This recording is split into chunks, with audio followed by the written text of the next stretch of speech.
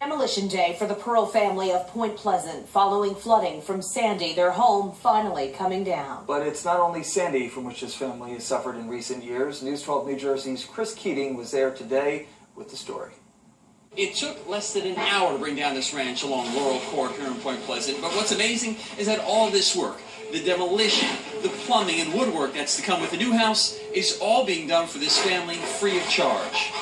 It's, as you would imagine, an emotional day for the Pearls as they watch their home of 11 years come on down.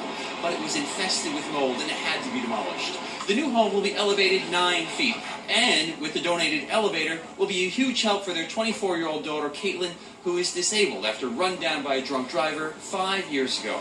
It'll be a new start for this entire family and some much-needed comfort and space for their daughter.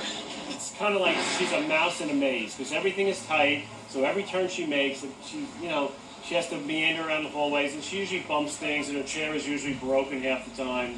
So the new house is just open, less furniture, and everything's just like one big great room. So it'll be a lot easier for her to just maneuver without worrying about bumping into the walls. Once all of this is carted away, they'll put shovels into ground in about 2 weeks' time and get started on the brand new house. It should be noted that all these parties have come together thanks to a nonprofit called Sure to Recover, which only popped up a year ago after the storm.